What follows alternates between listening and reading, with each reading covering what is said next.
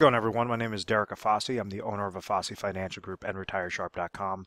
Today's topic, I want to discuss with you a TSP full withdrawal and do a thorough review on that and show you guys what typically the problems are when someone's thinking of taking all of their TSP monies out, whether they've hit an attained age or they severed employment, and then what's the solution of kind of looking at it like a perfect puzzle piece and correlating the full withdrawal to individual goals and kind of segmenting them out properly dependent upon your individual situation. So essentially what happens is an individual might be working for a federal agency, and they're working for X amount of years. They hit their 60s and then they say, you know what, I want to retire. I'm basically going to call it quits. So after X amount of years of service, that might determine how much pension income that they're receiving. So that's a set income stream, a guaranteed income source to the federal government of providing them lifetime income in retirement. So let's say if somebody's working and then all of a sudden they retire at age 65 and then they trigger their pension income, well, that's going to be a specific dollar amount. They may or may not be offered an additional Social Security supplement, depending upon which sort of worker they were, how long ago did they set up with the federal agency. But ultimately, you have a secondary income source known as Social Security that might get triggered at a full retirement age around 67, or if they want to take it a little bit earlier, right around 65 as well. So these are two main income sources. Well, this third aspect is something known as a Thrift Savings Plan, which acts like as a 401k, but it's specifically for federal employees.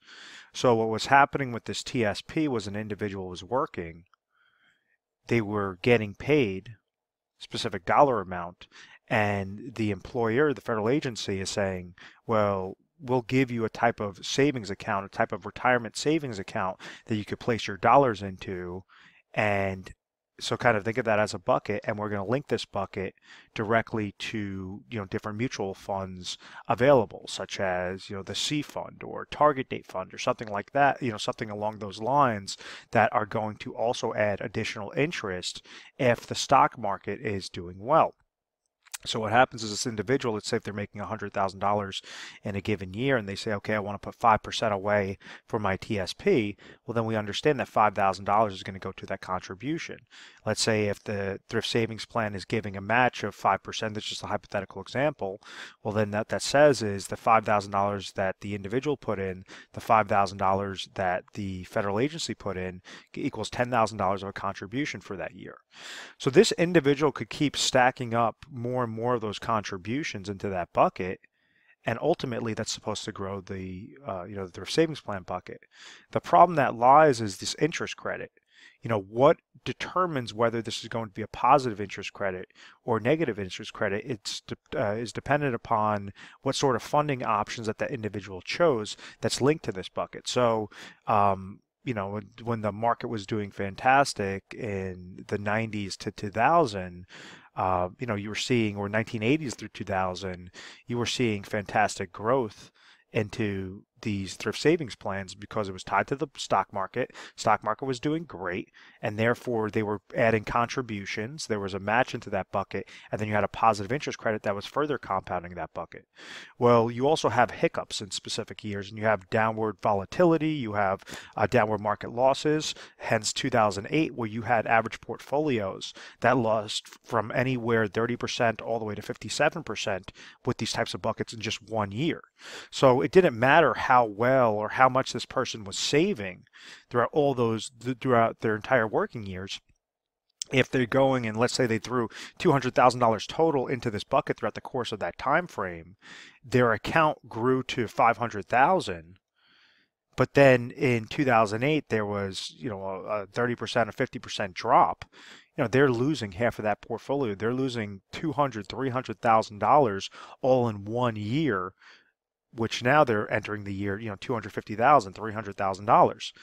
That's a large impact. That's equivalent to some houses that individual just lost, and they had nothing to show for it, is because this interest credit was tied to a risky aspect. It was tied to something that did not have a specific floor behind it, did not have a specific safety net if the market went down. So they're saying, oh, well, the market's going to always do great. The market's always going up. It's going up. Yes, but when you're trying to plan for retirement, you want to do everything possible to make sure that you're eliminating that downward market loss so that you do not fall victim to those baby boomers that got affected in 2008 when they said, "Oh, I'm going to be retiring soon," and then ultimately the stock market destroyed their dreams as that additional retirement supplement, as this additional bucket.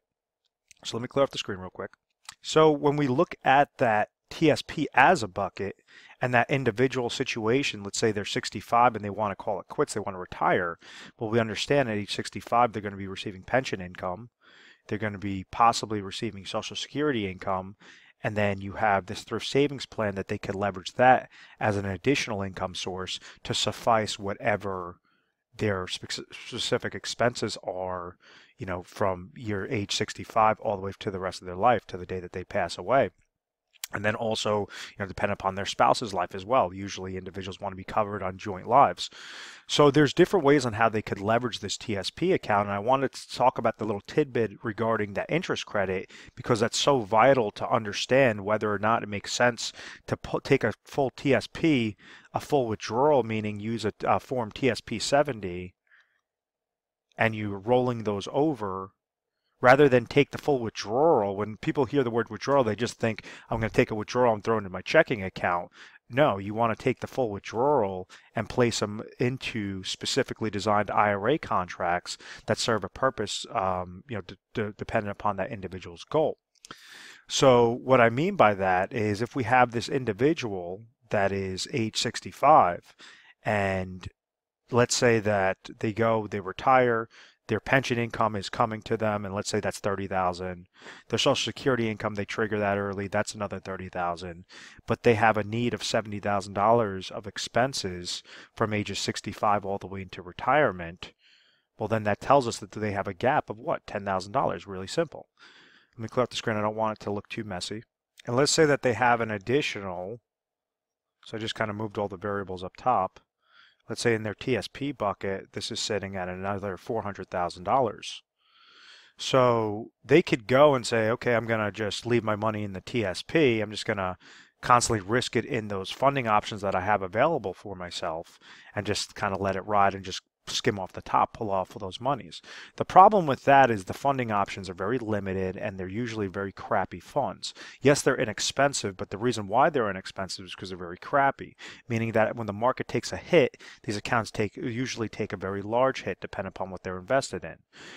When the market goes up, yes, they're going to be receiving gains, but ultimately when it comes to retirement income or retirement planning, an individual wants to have that security, or majority of individuals want to have that peace of mind that if the market goes down, they're unaffected and their plan is unaffected, or if the market goes up, they want to make sure that they're in the best possible choice available. So rather than the 5 to 12 different funding options that a typical TSP is going to be offering at a given time, they could go and take this TSP monies and roll it over into a specifically designed IRA contract. So if you're looking mainly as a growth strategy, well, all we're doing is taking it, rolling over to an IRA with better options. It's just a slight tweak. Instead of 5 to 12 different funding options, mutual funds, ETFs, stocks, bonds, now we have 3,000 plus different choices, and we could customize it directly to your exact situation. But if we take a step back, we understand that there's a need there of $70,000. These individuals, or this individual, is receiving $60,000 of lifetime income. So we need to at least take care of that need, that gap of $10,000, as quick as possible. So out of this $400,000, maybe that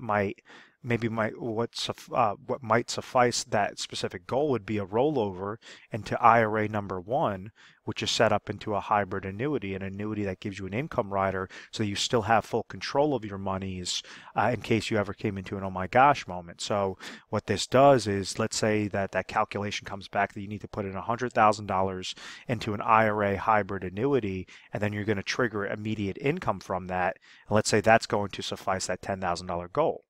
Well, that'll be the first IRA.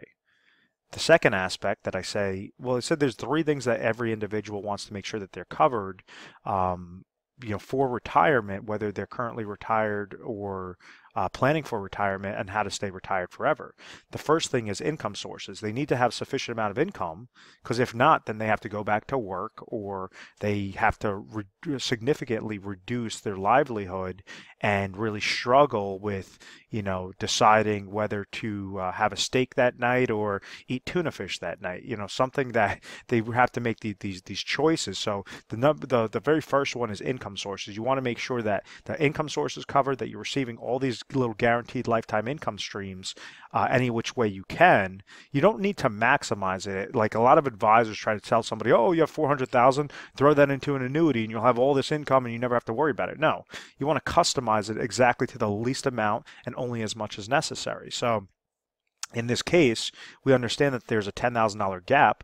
Well, a $100,000 IRA contract that has a lifetime income rider is going to produce us $10,000. And this is just a hypothetical example. The second aspect is emergency funds. We want to make sure if an oh my gosh moment occurs that there's some monies that we could pull from it. The IRA annuity contract, that specific purpose is set up for income. Yes, you could still access your monies. Yes, you could still have certain get out options, but you do not want to commingle those funds. You do not want to try to utilize a income bucket for something that you're going to be pulling monies from at a very sporadic basis. You have to set them up like a specific lane. Each one has their own specific lane. So what this emergency fund will do is, we understand we want to have 6 to 12 months of expenses covered. So maybe we add another $50,000 that's going to be in an IRA money market account. So that takes care of step number 2. And then the third step, which a lot of advisors don't talk about, is inflationary needs. Yes, you might have $70,000 of income needs right now, but out of that $70,000, maybe $50,000 are fixed expenses, $20,000 are inflationary expenses. So that means each year, the cost of goods and services are going to be increasing by roughly anywhere between 2 to 4% is the rule of thumb for inflation. So we need to make sure that we are combating that inflation. We're protecting your specific retirement plan from that inflation. So you could have this segmented into a couple of different IRA contracts. You could have an IRA contract set up specifically for growth to make sure that you're having the highest quality funds at the cheapest possible price, and something that's very liquid, and just kind of set that up into one IRA. You could have an IRA annuity that is set up on like a laddering strategy, so that's going to trigger every couple of years to give you more guaranteed lifetime income. And then you also have an IRA that kind of works more as like a tactical management or a passive management strategy, but it's just going to be overall better bucket. Why would you leave your dollars in the TSP where you're only really susceptible to these 5 to 12, 5 to 15 different funding options that are typically garbage options, as opposed to actually creating a plan and realize that you have that opportunity to have that complete peace of mind, that complete confidence in retirement when you set up this TSP full withdrawal the right way. So it's not a withdrawal. The only thing that's happening when I say full withdrawal is you could take this $400,000 out and segment it out properly. So maybe out of this inflation need, maybe another 100,000 is going into the IRA annuity contract for the inflation annuity contract, and then you have, so that's 250,000. Then you have another 150,000 that's going into a brokerage account with with a Fidelity, TD Ameritrade, or Charles Schwab, et cetera, et cetera. So. And then this is going to hit your 3 different criteria to make sure that you could retire with confidence. So once again, we understand when someone severs employment, they have access to do a full TSP withdrawal. The problems that lie with this is individuals think, first off, that they could just take that money and throw it into their checking account. And the problem with that is you're going to get fully taxed on those monies. And the other problem is they don't have a specific strategy. They just say, oh, I have this bucket of money, 400,000 looks good, or $100,000 looks really nice, and I'll just kind of worry about it as it comes. I'll just kind of skim off the top. And what they do is they leave their money susceptible to fees. They leave their money susceptible to downward market losses. They leave their money susceptible to inflation risk. And they leave their money susceptible to outliving their money, so pulling out too much money too quick, and not having a specific plan in place to give them those income sources properly. So it's kind of a quadruple negative that's going against those counts. So if you think about the TSP as a type of bucket, it's as if you're puncturing a bunch of holes in the bottom of this bucket, and you don't have any sort of safety nets, you don't have any sort of real plan set up. So the solution is to make sure that you're setting up a plan. Typically I guide individuals and I say, make sure your income sources are covered, make sure your emergency funds are covered, make sure your inflationary protection is covered, so that you have as much fund money, as much money left on the sidelines as possible, so that if you want to go and there's a good year, you have some good growth into your account, excellent. You go and take that extra trip to Europe. You go and, you go golfing every day. You have your own golf fund, your own fishing fund, whatever that case may be. But that's ideally retirement, something that you don't have to go to work, but you understand that the income is still coming to you, and you don't have to stress out, watching MSNBC saying, oh my God, what's going on with my money? What's going on with the market? And have that panic, have that worry. And the reason why I talk about that so confidently, because that's majority of the conversations that call into our office is individuals that just say, I don't know, I didn't realize that I don't really have a plan. I saw this video either on YouTube or I listened to a radio show or whatever that case may be. And time again, what we're trying to do is just saying, very slight tweaks could have a very large impact on your specific plan. But with retirement, you only have one chance to get things done correctly. With family members I've had in the past, generations ago, decades ago, they've completely outlived their retirement incomes and they had to go back to work in their 70s. It's just, obviously it happens all over, and it's because individuals are not properly educated on how to plan for these types of benefits and making sure that they're segmenting their dollars properly. So if you found value in this video and you want to talk to a specialist and really look at your situation, and we'll look underneath the hood, ask you some questions, simply call into our 1-800 number. It's 1-800-566-1002. We're available 24 hours a day, 7 days a week. And what you can expect when calling in is you're going to talk to an assistant. You're going to tell them exactly the topic or the video that you saw. And you say, I want to speak to a specialist. So then that assistant's going to go and patch you over to whatever that specialist is available. And they're just going to ask you a question. They're going to ask you a couple of questions. It's going to be very casual conversation, and we're going to try to educate you. So we try to educate you guys through PDFs, through personalized videos, different things to make sure that you're acclimated with the process. There are some times that we say, listen, stay exactly put. There's no reason to change anything. Or there might be some times that we say, yes, you might want to utilize that form TSP 70, make sure that it's spliced up into these 4 different IRA contracts, or 1 IRA, or 2 different IRA contracts, whatever is going to correlate to your exact goal. So this is where I really disagree with a lot of the seminar marketing on either TSP plans or planning in general, is because if you have 50 heads at a seminar and this individual is going off of one strategy, one product line, the odds that all 50 of those individuals have that same need is slim to none. So everything has to be personalized, and this is why we try to make sure we're available to you guys 24 hours a day, 7 days a week. We're A+ rated on the Better Business Bureau. We are an accredited business through them. And, feel free to give us a call. Once again, I want to thank you very much for watching this video. Feel free to subscribe to my YouTube channel, Retire Sharp, so you can have access to the most updated videos. Thanks so much, guys.